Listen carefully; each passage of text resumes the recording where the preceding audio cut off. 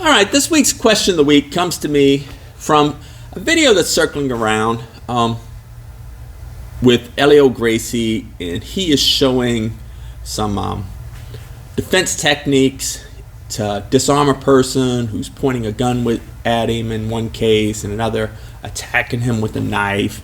And there was a load of criticism on the videos, and somebody shot the video to me and said, Saad, what do you think about this? About, the Helio Gracie's defense against, an armed attacker.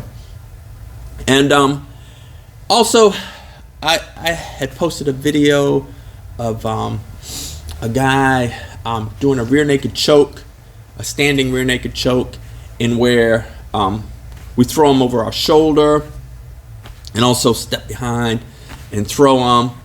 And, people commented on the video short saying, you're just going to get somebody hurt trying these defenses, like they're not going to work, and on and on. And that's social media. Everybody's a critic. Good for them. But here's the deal when it comes to, let's say you're standing there, say in the video short that I created, and a person comes up behind you and starts to strangle you with a choke. You're past the point of negotiation. And if you do nothing, well, maybe you pass out, maybe you die. So you gotta do something.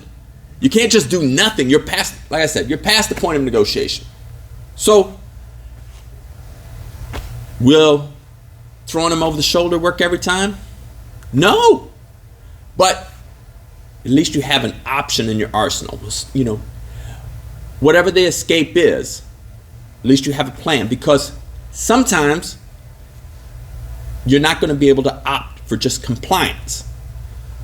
Same thing with Helio showing a jiu-jitsu defense for disarming a person with a gun at your back, or disarming a person who's attacking you with a knife. Do I recommend complying if you can? Absolutely. So if a person points a gun at me and says, "Hey, I want your wallet," okay, I'll give you my wallet. If it's a cost I'm willing to pay.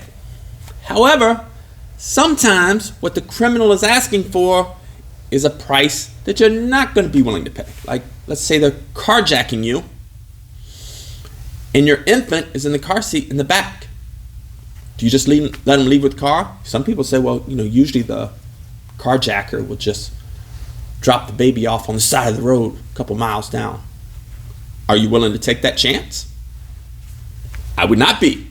So sometimes you're not going to be able to negotiate with the criminal because what the cost is greater than you're willing to pay.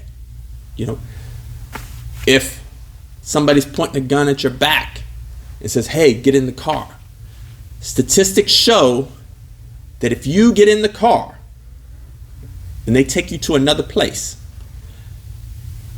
in the majority of cases, the outcome is going to be bad for you. So you may need to resist that. But the problem is like in Helio Gracie's jiu-jitsu videos where he's trying to disarm a person with a knife or a gun, this is high risk with a high probability that it's not going to work. But if you have no other choice, at least having an idea of how you might respond is preferable to, I have no idea what to do other than just comply. Because as I said, sometimes compliance is not an option. And so if they're going to abduct my wife or my 17-year-old daughter, compliance is not an option for me. I'm willing to take that risk. And in no case would I say I would ever want to engage a person who has a knife and I'm unarmed, or who has a gun and I'm unarmed. That's not ideal at all.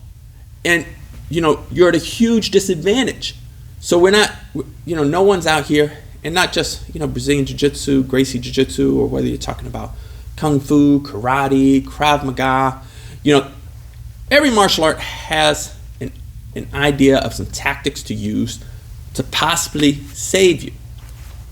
But you're at a huge disadvantage because the problem is the criminal gets to pick the time and the place of the attack. You just get to react. And so having an idea of how to react could possibly save your life or the life of your loved ones. But make no mistake, the advantage is with them.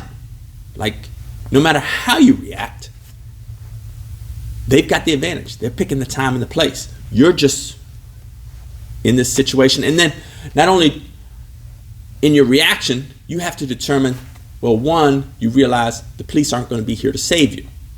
However, you also realize that the police will be here to arrest you if you defend yourself in a way that the law does not agree with. And so, you're weighing all this out. It's like, oh, do they just want the money? Do they just want the car? Or do they want more? Do they want something that I'm not willing to give them and that I'm willing to risk my life for? Because of course, if you knew the attack was coming, if you knew the time and the place of the attack, you'd be well armed. If they're showing up for the knife, I'd be waiting for them with a shotgun. Like, okay, good luck, bro. Or, if I knew they was coming with a gun, be waiting there with an AR-15 or an AK-47, be like, oh yeah, good luck, bro. But I don't know when the time and the place is going to be, and I don't happen to walk around with shotguns or AR-15s. So I'm at a disadvantage. I have to react to what they're doing. So the more training you have, the better your chances of a positive outcome if the price the criminal is asking is greater than you're willing to pay. So that's my answer to this week's question of the week. I acknowledge that you are at a huge disadvantage, and oftentimes compliance is probably the better option. But sometimes you can't comply, and if you at least have a plan that you have trained a few times, hopefully several hundred times, your chances of a better outcome are increased. Maybe they go from 0% to 10%, maybe 20%. But that's better than 0%. So that's what we got. Got a question for next week? Got any ideas, comments, insights? Please feel free to fire below. And until next week, ciao.